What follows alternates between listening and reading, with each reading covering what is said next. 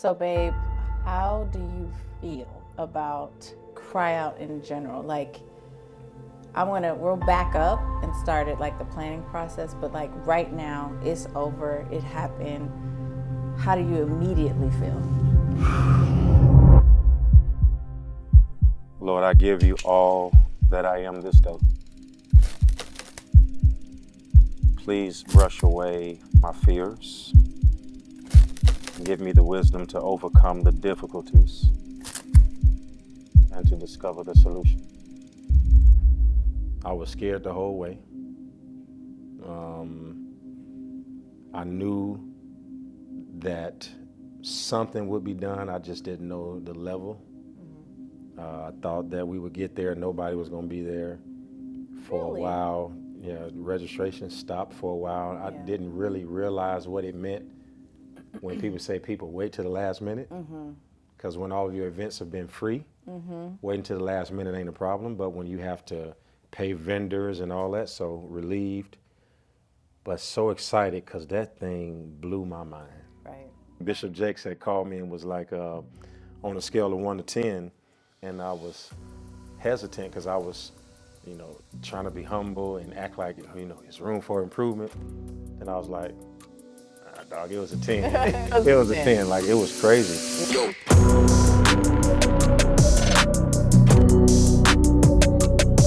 The Bible says when they cried, he saw them. When they cried, he said to them, now go, go, go, go, go. God said the ideas you've had so far, they're not big enough. The things you've thought, they're not it. The things that I've showed you, that was just the beginning. God is beginning to stretch your thinking. He's going to allow you to see kingdom. He's going to allow you to produce kingdom.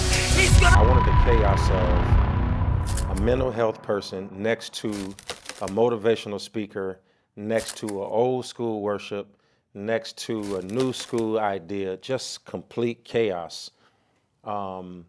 Because I knew that the people in the room was just going to be as multifaceted as my own ideas were. Because I'm thinking chaos and everybody was trying to get structured. Yeah. And I didn't want it to be structured in such a way where you could identify to say, when I go to CRYOUT, this is what it's going to be. A Caucasian lady who didn't raise her voice at all, next to a guy who preached so hard that I literally was leaning over the steps about to cry. Like, I mean, I did cry. I was in the same space. The lineup was absolutely crazy because you had, like, I knew John Hannah. I was super excited. That was like the highlight of my weekend. You basically was like, you was like, if John preach, then I'm good to go. Period. I knew I was going to get what I needed over the weekend because Pastor John Hannah was going to preach. Yeah. Now, I didn't know what to expect. Even with Pastor Mike Todd, I thought we were going to get maybe more lecturing style. That's what I expected. And that man got up there and ran and danced. And I mean, his energy is high, but he preached. And I see Pastor Mike Todd in clips on Instagram all the time. And he's always, like intellectually talking. So what he did on that stage, I did not expect at all. But let me tell you the method, babe. The method was I knew all of those people would speak to the audience that was in front of them. So what Pastor Mike Todd does at his church and what you see online is because that's the audience he's talking to at that time. I knew what his roots were, right? And so every person that came in, from Eric to Leandria to Mike Todd to John Hannah to Travis Green, you saw all of them take what they do, but they morphed into what was in front of them. And I knew that they all came out of the same chaos that I came from. All of those people were rooted and grounded in the early, what we would call old school church, and have matriculated and found a way to be like, now I'm this, they're modern in their ministry approach, but you can't never get away from where you came from. And that's why it turned into what it turned to, because everybody really tapped into where we all really, really came from. Right. And you gave them a little bit of everything, because then you have Kathy Taylor that comes up and sings old school. But Did that almost tear you up? Listen, you know I love me some Miss Kathy. And then you have Tim Godfrey, who comes and makes people start running across the chairs and dancing. And made us sing songs that we didn't know the words to. Had no clue, but the energy in that room was amazing. And let me just say that I love the fact that with the style of music that Tim Godfrey sings, you are allowed to do some worldly dancing. It is acceptable. And I need the American people to understand. That ain't worldly dancing. That is how the Africans express themselves. To the mothers in the church right now, that would be worldly dancing. But they don't make it right. They don't know what they're talking about. They don't, but I'm saying, let me go in there and you listen, we've gone to Legos and them ladies, they butterfly down to the floor. They get it now. For worship. Yeah, but see, I don't see nothing wrong with it. No, what they do, literally what they do is cultural. And so to them, I'm adapting. To them, it's all good. Here, because everybody's trying to be like, you got all these churches where, you got to curtail your expression. And you can't go this far. You can't do all that kind of stuff. But this is what the whole weekend boiled down to. Whenever you do anything authentically, all of the presupposition don't matter. Right. So you could be like, that looked worldly, but because they were authentically doing it in that moment, nobody looked up and said. That's true. Because everybody started doing it. The whole atmosphere was authentic. Yeah. I'm with it. Listen, I was all in. You hear me? You should have went up there with him and gotten the Soul Train line and Butterfly. I thought about it, babe. I thought about it, but I'm glad you didn't. Yeah. And did you see security? I was trying to shake them because I'm fast. Like I have athletic. Fast as what? Reflexes. Fast as what? Like lightning. See, you always over-exaggerate. I'm so not, absolutely sure you're not faster than lightning. Security would have, gone into a whole, oh my God, she's running, she's on the loose, she's so fast, I can't catch up with her. I didn't want that. Yeah, I don't have any security officers that sound like that, number one. And number two, I'm pretty sure they could have kept There's a couple of them I haven't heard their voice, so we don't know that. They're just bodies with no voice sometimes. A couple of them don't talk at all. At all. So they could be like, good morning, First Lady. Man, listen, anybody that big come and sound like to me, I'm getting rid of them that day. I don't want nobody around me that big sounding like that. Oh, my God. Yeah, that's true. But I said to you in the car when we were driving away, I said, if CRYOUT wasn't for anybody else, it was for me. And I didn't even know it was for me. Because I did not attend the weekend or anticipate attending the weekend to receive anything, which is odd, right? You was coming to give. Yeah, I was coming to give. I was coming to make sure that your vision and your goals and everything were what I could do to contribute to making that happen. So I never thought about what I was going to receive at CRYOUT, and I don't even know how to put into words what I did receive, but it was life-changing. And I think being in the room and watching people's lives change in the moment was also another life-changing experience. To literally see those people come to the altar, and whether they were crying out, it was across the board of who was at that altar. It was people that weren't doing great when they came in the room. It was people that are doing impeccable before they came in the room. It was people right in the middle. It was so many levels of people in the room and the experience of them crying out to God for whatever it is they needed in that moment. Yeah. And it could have been, their child or work, whatever it was. It was just you felt lives change. Yeah, I felt like it wasn't forced. I was like, the altar calls happened when they needed to happen. When they didn't need to happen, they didn't happen. We wasn't trying to make every moment a moment. It was just let it be what it's going to be and go as far as you can go. We didn't have to control any environments. We just let it go. Yeah. For me, I think what exposed me was I saw one of the areas where I lack patience. And that is, I just want people to get it so fast that literally I'm trying to make a difference while you're at the altar. I'm hoping that when you leave this altar, that all your problems will go away. I'm gonna pray and preach so that like you in this building today, You walk away. And you walk away, and I know that's not always realistic, but it's always the goal.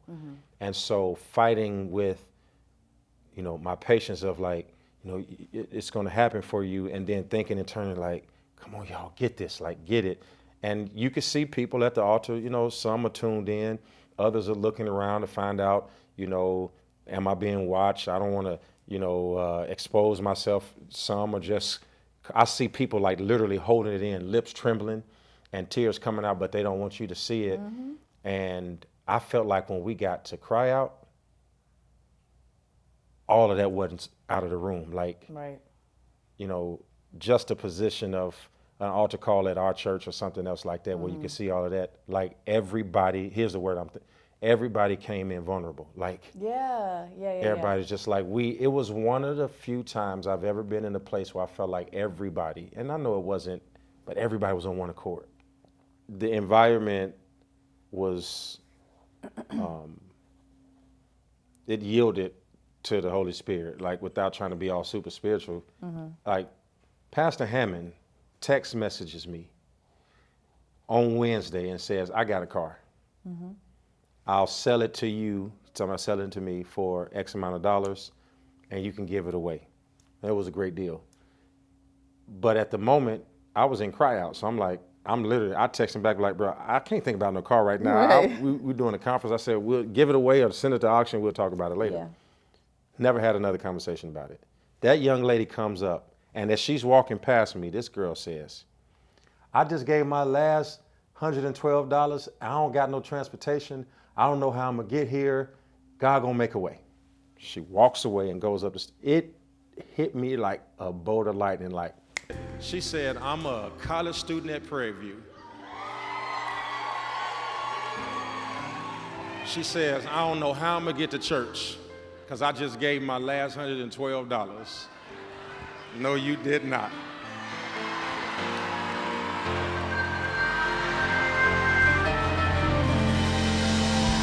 I promise you that's more than $112. I promise you, you'll be able to get back and forth a few times off that.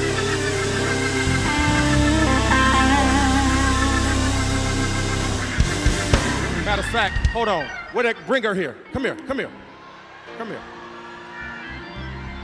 Do you still have that car that you told me about yesterday? You got a car right now. You got a car.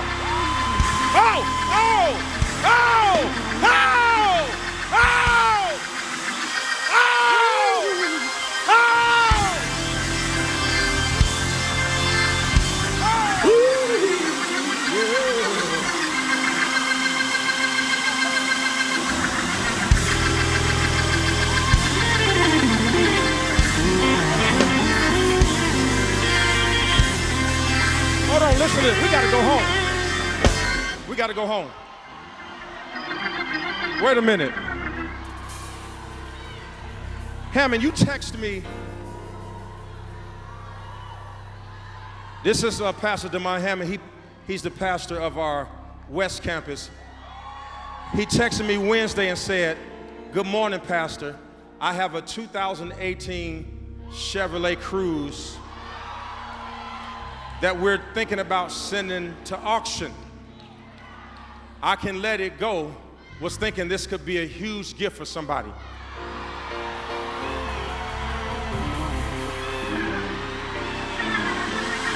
Won't he do But because you cried out,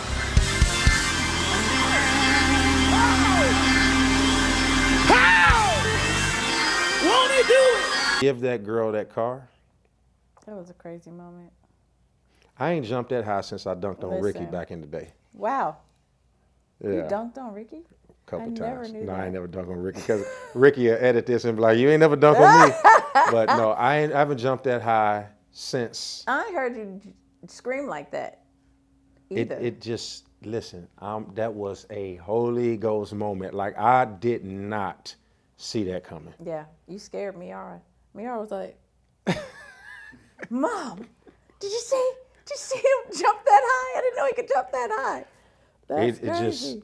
It just hit me. Yeah. And no, then that was to amazing. all them people coming out of there giving that girl that money. Yeah, I was like stuck. I could see myself on the side of that stage watching that happen. I was stuck, like, oh my God, it was such an organic moment that how could the weekend get any better? How could it get any better? And how could it end so, like, that was crazy. Yeah. That was crazy. And like blessing her, not only with the car, but all those people sewing into her. Just being a college, it's so many people in that building who've been there, done that. Like, girl, I know how you're struggling, how you feel.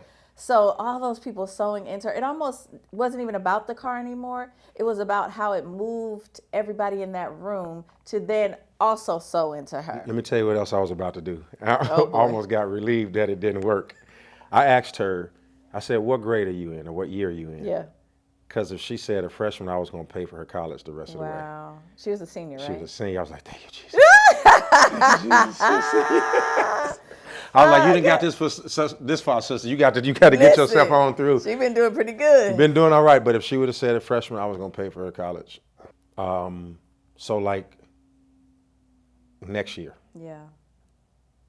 I'm not giving us any latitude not to, watch this, like plan to have the same outcome. Because if we spend the next year trying to reproduce the same glory, we just gonna plan it and pray the same way we did. Ask God who He wants there. When does He want them there? What, even if it don't look like it match, just put them where He says put them, and let Him do the rest. Because I don't want us to try to manufacture something that was organic. Yeah. Yeah. Even if the Lord finishes this, planning period and tell me to bring everybody back, or if He says bring that person back but change it with this, like I trust Him. I think the other thing that will happen in 2024 is that the team and the people who come in will have all gained enough latitude to trust each other even more. They will trust that what we're going to give them is quality. We're going to trust each other because we know what we can produce. And now look at because that's one thing that wasn't in there. We had work and plan, but now look at what's going to happen when trust get in there. Right. Just another layer that will send it to the next level. So I think next year, we're going to have 2 to 3 times as many people. I think God's going to produce the same glory because the theme requires you to do one thing. You just got to cry out. Yeah. So I'm looking forward to it. I think you did an absolutely amazing job, and I cannot wait till next year. I'll be the first to follow your lead with no questions asked. You can ask me questions. We're just going to get that together. I have lots of questions. Right. All the time. You hate Am my I getting up? questions. Mwah. I love Let me you. get him more sugar.